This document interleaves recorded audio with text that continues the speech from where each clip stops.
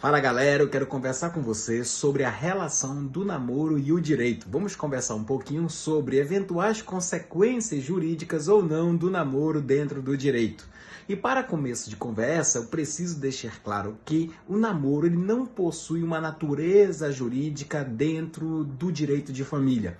Não, o namoro ele não é uma entidade familiar. Então muita gente pode acreditar, já ouviu falar em união estável, mas olha só.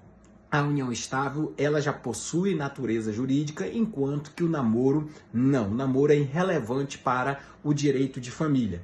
Então, olha só, então essa é a primeira conclusão que nós já podemos ter para conversarmos sobre outras questões. Outro assunto também é que o namoro, juridicamente, ele não tem prazo de validade. Então, olha só, é possível que um namoro curto já tenha características de união estável e um namoro bem longo, olha só, passou 5, 10 anos, agora virou união estável. Também não, porque namoro não tem prazo de validade. Então, essa também é uma outra conclusão que nós percebemos a partir do estudo do direito de família. Até porque a diferença básica entre o namoro e uma união estável está basicamente entre duas. Primeiro é o trato. Namorados se tratam diferente de um tratamento de marido e mulher. E outro é a fama, como eles são reconhecidos socialmente. Se são como namorados ou se são reconhecidos como companheiros. Então é esse trato diferenciado no relacionado também à fama social e entre partes também é levado em consideração. Então, namoro não possui natureza jurídica de entidade familiar, namoro não tem prazo de validade. É possível um namoro curto já chegar a ser união estável. É possível que namoro de longos tempos não caracterize também união estável. Outra coisa que a gente também pode relacionar, tirar uma dúvida, é namoro e filhos. Olha só, gente, nós já dissociamos isso há um bom tempo. Desde a década de 60, onde houve a relação sexual, onde houve a revolução afetiva, nos últimos 50 anos, nós sabemos que está dissociado, olha só, a relação entre filhos e namoro. Pessoas que namoram não têm filhos e podem ter. Pessoas que têm filhos não quer dizer que namoravam antes e vice-versa. Então também a presença de filhos não caracteriza namoro e a presença de filhos também não afasta a relação do namoro.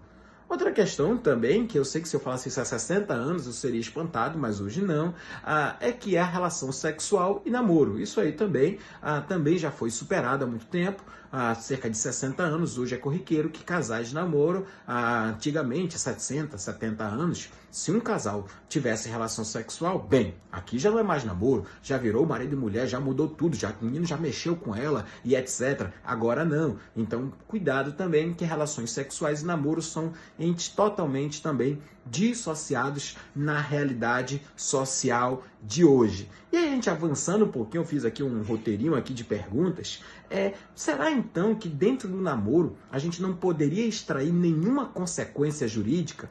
E aí eu pensando, gente, eu alinhei aqui pelo menos 3 consequências jurídicas que é possível reconhecer sim no namoro, embora não sejam entidade familiar. Olha só, a primeira é que, imagine que um casal de namorados, olha só, ele recusa fazer o DNA, gera um filho e etc. E aí esse filho não quer, o pai não quer ali, o suposto pai não quer fazer o exame de DNA. Será que o fato de ser namorado caracterizaria a prova da paternidade? Não.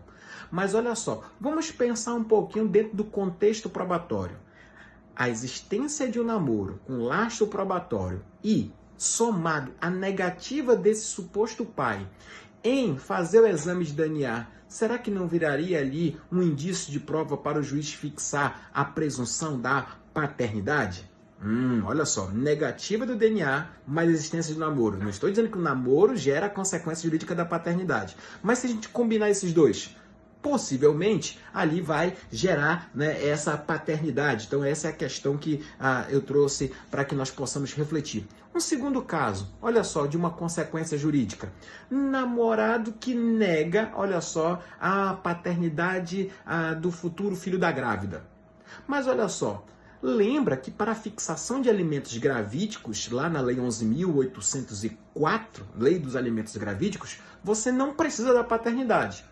Você precisa apenas convencer o juiz do indício da paternidade, que nós chamamos de fumus boni iuris. Olha só, uma grande chance de ser pai. Há uma grande chance de ser pai? Então olha só, olha uma consequência jurídica aí do namoro, esse indício de prova. Terceira situação, e essa já é muito bem esclarecida na doutrina e na jurisprudência. O namoro não é uma entidade familiar, não. Mas olha só, o namoro é uma relação íntima de afeto. Então, olha só, incide nesse caso, olha só, as medidas protetivas previstas lá na Lei Maria da Penha. Olha só, é possível se falar em violência doméstica em uma relação que não é entidade familiar, mas é uma relação íntima de afeto, e nós temos uma vasta jurisprudência, desde pelo menos 2008, do STJ, já trabalhando nesse sentido de aplica-se a Lei Maria da Penha nas relações íntimas de afetos, tais como namoro, inclusive, isso é expresso. Então, nós conseguimos encontrar algumas consequências jurídicas, sim, através de um esforço, combinando sempre com outras situações, para a aplicação, tendo como base ali o namoro no direito. Vamos avançar um pouquinho. O que mais que a gente pode observar? É que, por exemplo, será que o namoro ele pode gerar direito a alimentos, partilha de bens, direitos sucessórios? Olha só, minha gente, isso não. Por quê? Porque direitos sucessórios, por si só, decorrem da característica familiar, cônjuge, companheiro, ascendente, descendente, ou colateral. Não é. Olha só, alimentos, não. Até para ex-cônjuges, ex-companheiros, cada vez está mais excepcional a fixação de alimentos. Então, não caracterizaria. Mas partilha de bens, e aqui eu quero conversar com vocês. Porque é o seguinte, é possível que exista a partilha de bens entre namorados. Só que é o seguinte, isso não é do direito de família. Não, isso é do direito obrigacional. É lá no direito das obrigações. É possível uma sociedade de fato. Então não haverá presunção de esforço. Não. Deverá se comprovar, se não fizer um contrato escrito, o esforço de cada um para fazer aquela partilha. Mas no direitos obrigacionais. Mas eles montaram uma empresinha. Direito empresarial, direito comercial, mas não dentro do direito de família. É perfeitamente possível uma sociedade de fato e ter a partilha como qualquer outra sociedade de fato acontece dentro da sociedade, entre amigos e etc. E aí, minha gente, para a gente ir terminando aqui o nosso papo, eu tenho dois assuntos para tratar com você. O primeiro está relacionado à possibilidade, do namoro qualificado. Isso é uma construção do professor Zeno Veloso, em que ele disse que o namoro qualificado, ele estabelece, olha só, uma linha tênue entre namoro e união estável. E qual é a diferença básica entre o namoro qualificado, que tem lá no meu blog, e a união estável? Não é a ausência de um elemento externo, não, mas é a ausência de um elemento interno, que é o ânimos, o elemento subjetivo do trato familiar. E aí é um grande detalhe que eu tenho para trazer para vocês. Namorados podem até morar juntos, sem que caracterize união estável. E eu já até falei aqui em outro vídeo, é possível uma união estável sem que as pessoas morem juntos. O caso que o STJ analisou, que veio da doutrina do professor Zeno Veloso, foi de um casal que foi morar no exterior. E por aquela situação no Brasil não moravam. Mas quando foram morar no exterior, ele foi a estudo e ela também foi a estudo. Cada um foi para um estudo diferente. Lá moraram juntos por questões econômicas. E quando voltaram para o Brasil, cada um foi morar no seu canto. Me diz uma coisa, eles tinham união estável?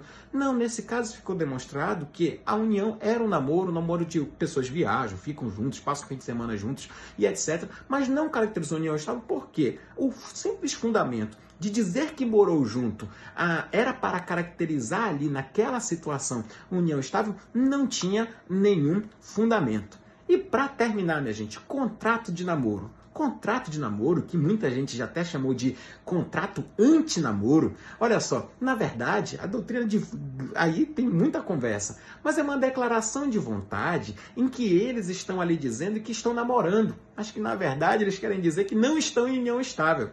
Isso tem validade? Quanto à validade, existe uma polêmica na doutrina, mas é necessário você compreender o seguinte, que essa discussão que existe na doutrina a respeito da validade prepondera o seguinte, que é possível naquele momento você afastar a união estável.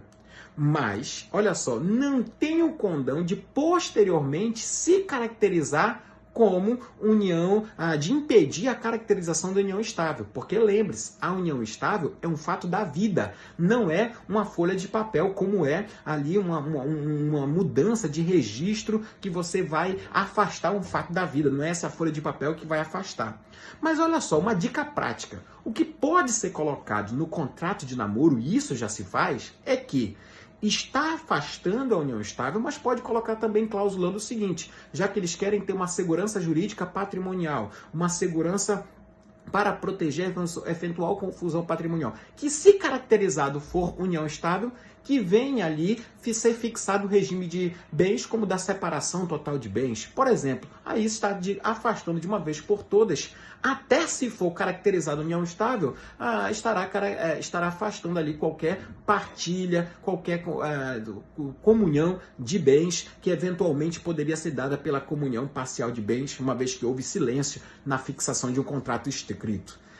Como a lei não pode, a gente não pode ser proibido a fazer aquilo que a lei não proíbe, esse contrato, acredito que ele é possivelmente ser válido, mas jamais ele poderá afastar a caracterização de união estável, mas fica a dica de ele, pelo menos ali em algum momento, ser trabalhado da seguinte forma, para você, de alguma maneira, pelo menos, dar segurança jurídica no espaço patrimonial, se for caracterizado eventualmente depois a união estável. Valeu, galera? Essas eram as dicas aí sobre namoro e o direito que eu queria deixar para vocês. Grande abraço, valeu!